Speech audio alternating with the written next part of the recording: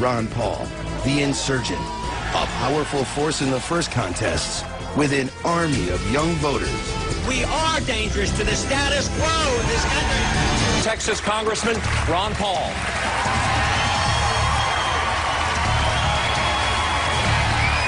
Thank you very much. It's great to be here tonight. I'm a congressman from Texas. I've been elected for 12 times, and also I practiced OBGYN for a 30-year period.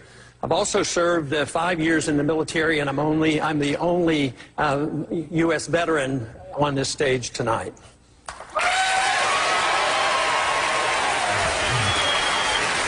I think too often all of us are on the receiving ends of attacks from the media, and it's very disturbing because sometimes they're not based on facts, and we suffer the consequences.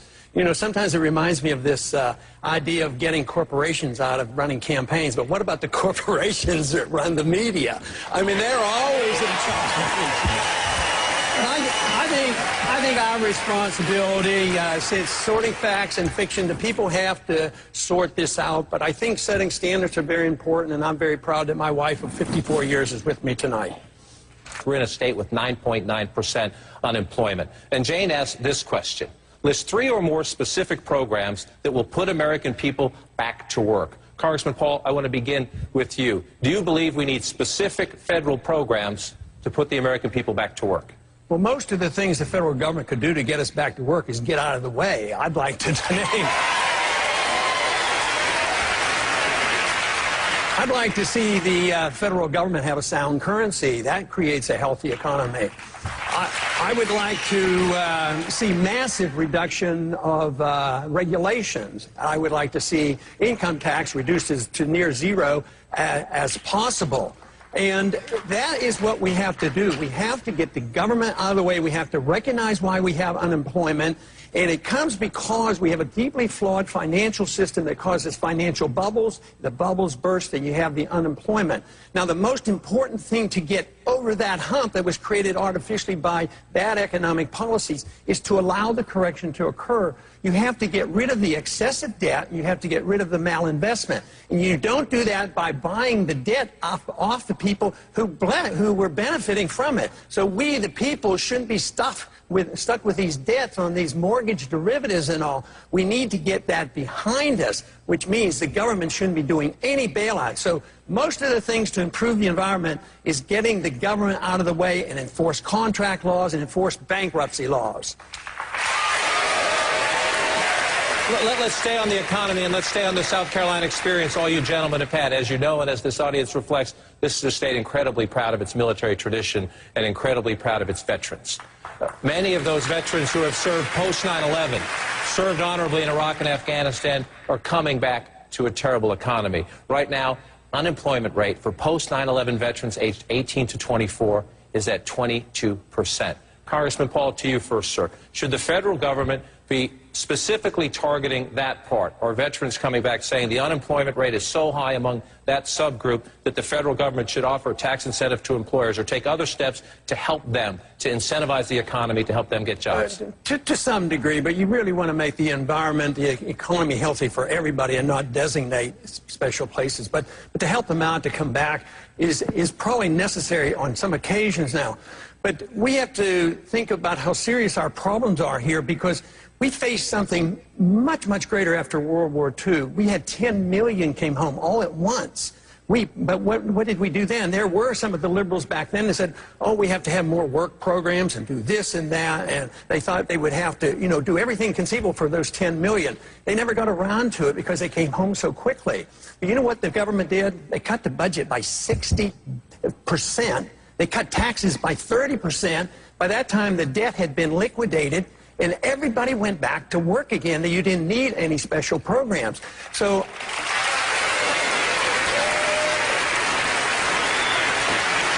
one thing, talking about concern about the military and the veterans, I'm very proud that, I get twice as many donations from the active military people than all the rest put together. So I am very concerned about them. I think where the real problem is we can create a healthy economic environment if we did the right things. But where the veterans really deserve help, both as a physician and as a congressman, is the people who come back and aren't doing well health-wise. They need a lot more help. We have an epidemic now of suicide of our military coming back. So they need a lot of medical help, and I think they come up short-changed. They came up short-changed after Vietnam War, Persian Gulf War, and even now. They don't get care from the Veterans Administration. I think we all agree. Let's turn now and take a question from down in our audience tonight. Go ahead, sir. My name is Sonny Cohn. I'm from Sevier County, Tennessee. My question to any of the candidates is, do any of you sincerely believe that Obamacare can either be repealed or reversed in its entirety? Congressman Paul, you have the floor. Do you trust these men to repeal Obamacare? Thank you.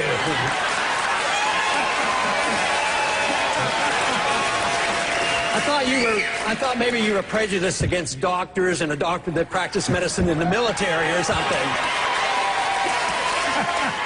No, I want to address the question. The gentleman asked whether he thinks we can repeal Obamacare. Theoretically, we can. The likelihood isn't all that good. We can diminish some of the effect. But I'm more concerned about a bigger picture of what's happening, and that is government involvement in medicine. I had the privilege of practicing medicine in the early 60s before we had any government. It worked rather well, and there was nobody out in the street suffering with no medical care. But Medicare and Medicaid came in, and it just expanded. But even when we had the chance to cut back on it, when we had a Republican Congress and a Republican president, we gave him prescription drug programs. Senator Santorum supported it. You know, that's expanding the government. So it's endless. And most of them are bankrupt. Prescription drugs, they're not going to be financed. Medicare is not financeable. Medicaid's in trouble. But nobody talks about where the money's going to come from. Now, even in my budget proposal, which is very, very tough because I'm going to cut $1 trillion the first year, but I try to really, even though these programs should have never started, but a lot of people are dependent on, I want to try to protect the people who are dependent on medical care. Now, where does the money come? My suggestion is look at some of the overseas spending that we don't need to be doing. We have troops in Korea since the Korean War, in Japan since World War II, in Germany since World War II. Those are subsidies to these countries. And we keep fighting these wars that don't need to be fought. They're undeclared. They never end. Newt pointed out, you know, World War II was won in less than 4 years. Afghanistan, we're there for 10 years. Nobody says, where's the money come? We could work our way out of here and take care of these people with these medical needs, but we can't do it with the current philosophy of the government taking care of everybody forever on medical care, cradle to grave, and being the policeman of the world. We will get rid of all this government program. Unfortunately, because we're going bankrupt and you're going to have runaway inflation and our checks are going to bounce, and that's going to be a lot worse problem than we're facing tonight. John Marcoux from the great city of Charleston. Gentlemen, when will you release your tax return specifically? Congressman Paul, I want to start with you. We reached out to your campaign this week, and they said you would not release your tax returns. Why? Well, I hadn't thought it through. I don't have an intention of doing it, but for a different reason. I'd probably be embarrassed to put my financial statement up against their income, and I don't want to be embarrassed because I don't have a greater income.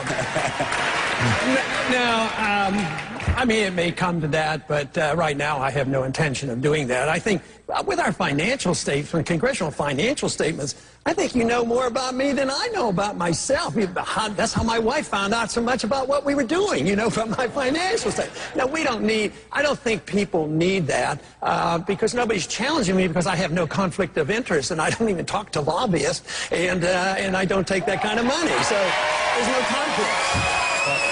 Congressman Paul, how do you revive Made in America? You have to create the right conditions to bring these companies back, and they have to bring their capital back and shouldn't be taxed. But Apple's a great company, but the way you ask the question, it infers that because there's a bunch of workers overseas, it hasn't benefited a lot of people here. The consumers obviously have been benefited by a good company, well run. But obviously, there's a lot of employees with Apple in this country as well. I don't think that's the number that you have to be concerned about. A lot of people worry about us buying and money going overseas. But if you send money to China, let's say they're paying wages over there and we send dollars over there, well, they don't put the dollars in a shoebox. They have to spend those dollars. Unfortunately, they're buying our debt and perpetuating our consumerism here and our debt here. But immediately there's a benefit to us because those dollars come back. But also, when you get products, if they're buying products cheaper over there, let's say the computer cost $100 instead of $1,000. Well, the person's just saved $900. That helps the economy. That $900 stays in that person's pocket. So whether it's shoes or a computer, so we shouldn't be frightened about trade or sending money on, but we have to look at the reason why they're doing this. I mean, even the car companies, there's obviously a problem with car companies here. They're in bigger trouble, and we had to bail them out. But there are foreign companies that build cars in this country, and they make a living out of it. So it's more complex than that, but we have to do whatever we can. I think the union problem, the right-to-work states, and of course I've chided Senator Santorum on this because he has voted, you know, against right-to-work. But we have to change these conditions to invite people back. But believe me, the regulations and the fact that we are the issuer of the reserve currency of the world is a real temporary blessing for us because it's easy for us to export our money. That's, unfortunately, our greatest export, and they're still taking our money. Soon, though, they're going to quit, and this whole ball game is going to end, and we better get prepared for it. I'm a congressman from Texas. I've been elected for 12 times, and also I practiced OBGYN for a 30-year period. I've also served 5 years in the military, and I'm the only U.S. veteran on this stage tonight.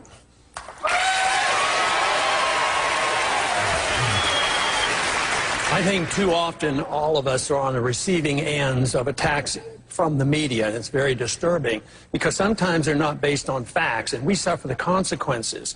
You know, sometimes it reminds me of this idea of getting corporations out of running campaigns, but what about the corporations that run the media?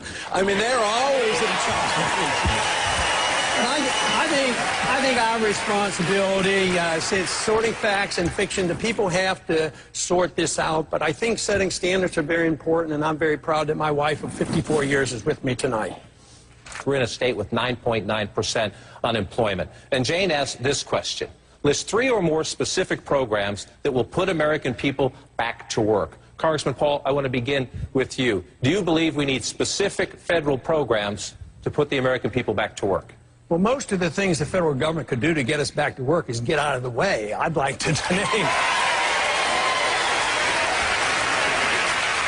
I'd like to see the federal government have a sound currency. That creates a healthy economy. Ron Paul, the insurgent, a powerful force in the first contests with an army of young voters. We are dangerous to the status quo in this country. Texas Congressman Ron Paul.